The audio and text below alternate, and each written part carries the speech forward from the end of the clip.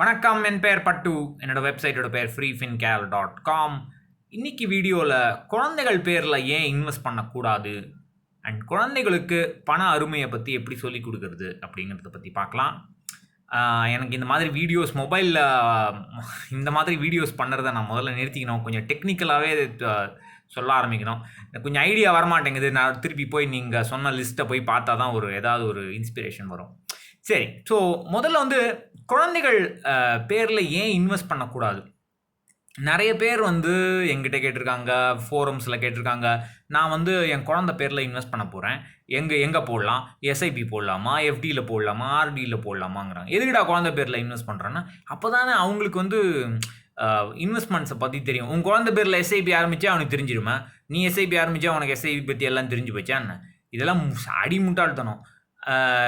அதாவது முதல்ல குழந்தைகளுக்கு பண அருமை பற்றி சொல்லி கொடுக்குறதுன்னா அது வேறு விஷயம். முதல்ல நமக்கே தெரியுமாங்கிறது டவுட்டு, அது வேறு. அதுக்கப்புறம் வருவோம் டெக்னிக்கலான ஆங்கிள்லேருந்து பார்ப்போம். ஸோ குழந்தைகள் பேரில் இன்வெஸ்ட் பண்ணுறதுனால எந்த விதமான அட்வான்டேஜும் கிடையாது.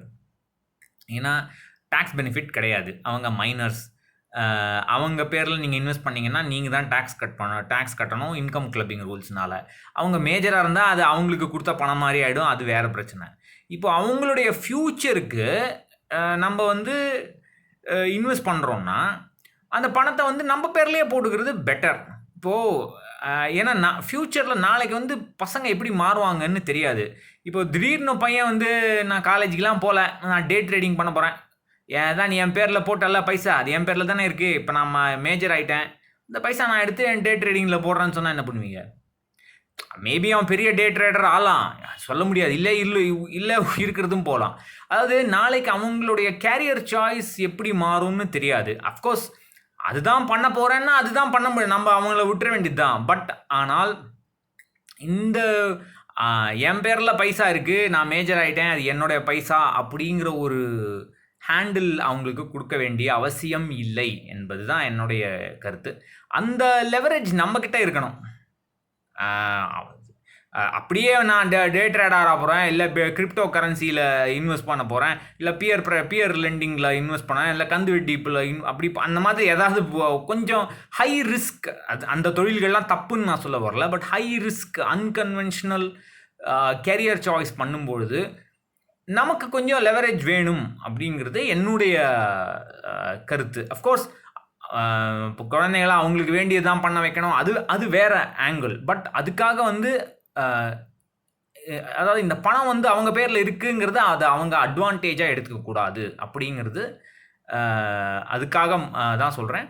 அந்த பணம் நம்மக்கிட்டே இருக்கட்டும், எக்ஸ்ட்ரா அது பணம் இல்லை, நான் போய் வேறு இல்லை, எனக்கு இந்த பைசாவே தேவையில்லை, நான் போய் வேறு எதாவது வேலை பண்ண போகிறேன், இல்லை எனக்கு நான் பெரிய இன்ஜினியரிங் காலேஜெலாம் படிக்க மாட்டேன், நான் வெறும் பிஏ பண்ண போகிறேன், இல்லை விஸ்காம் பண்ண போகிறேன் அப்படின்னா சரி, எக்ஸ்ட்ராவாக கொஞ்சம் பைசா இருந்ததுன்னா நம்ம கையில் இருக்கும், அதை நம்ம ரிட்டையர்மெண்ட்டுக்கு யூஸ் பண்ணிக்கலாம். ஸோ அதுக்காக குழந்தைகள் பேரில் இன்வெஸ்ட் பண்ணுறதுனால, குழந்தைகளுக்காக இன்வெஸ்ட் பண்ணுறது வேறு, குழந்தைகள் பேரில் இன்வெஸ்ட் பண்ணுறது வேறு.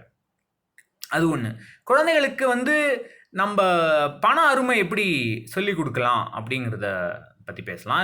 இது ரொம்ப என்னை பொறுத்த வரைக்கும் ரொம்ப சிம்பிள். அவங்களுக்கு சில பேர் என்ன சொல்லுவாங்க, குழந்தைகளுக்கு சேவிங்ஸ் பேங்க் அக்கௌண்ட் ஓப்பன் பண்ணுங்கள், அவங்களுக்கு செக் எழுதுறது சொல்லிக் கொடுங்க, பேங்க்குக்கு போய் எப்படி சலான் ஃபில் பண்ணுறது, அதெல்லாம் ஒரு மயிலும் தெரிய வேணாம், எல்லாம் ஆன்லைன் பேங்கிங் வந்தாச்சு, பேங்க்குக்கே போக வேணான்னு சொல்லிட்டு இருக்கேன், அதுக்கு என்ன அவங்கள போய் பேங்க்கில் அதெல்லாம் ஒரு இடமும் தேவையில்லை.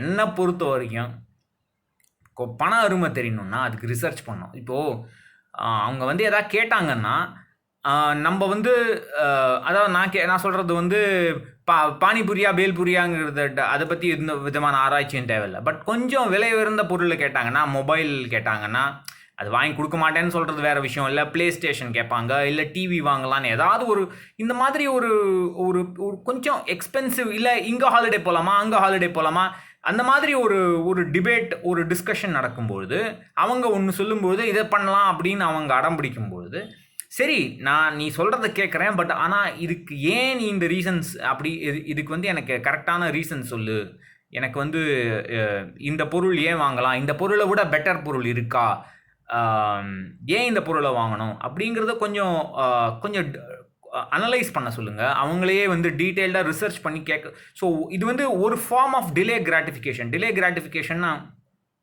கேட்ட உடனே எதுவும் கொடுத்துடக்கூடாது. கொஞ்சம் அவங்க அதுக்காக கஷ்டப்பட்டு இதுதான் மேபி அவங்களுக்கு வந்து இவ்வளோ பணம் எதுக்கு செலவழிக்கணும், இதே ஃபீச்சர்ஸோட கொஞ்சம் கம்மியான விலையில் இன்னொரு பொருள் இருக்குதுன்னு அவங்க கண்டுபிடிக்கலாம்.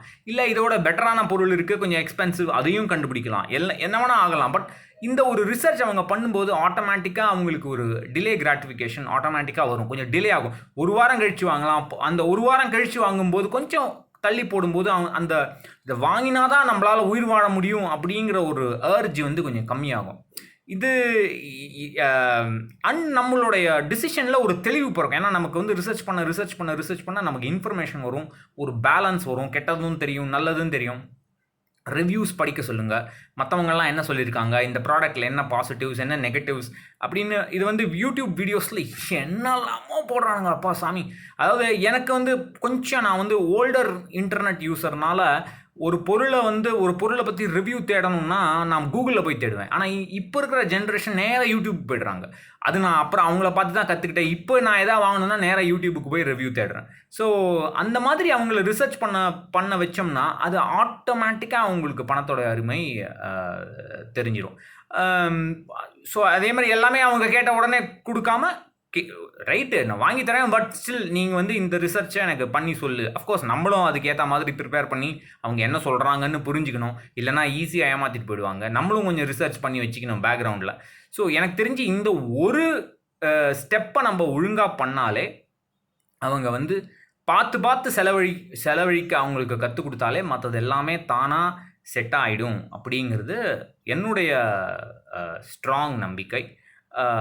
அவங்க பேரில் இன்வெஸ்ட் பண்ணுறதுனால ஒன்றும் ஆகிட போகிறதில்ல. நன்றி, வணக்கம்.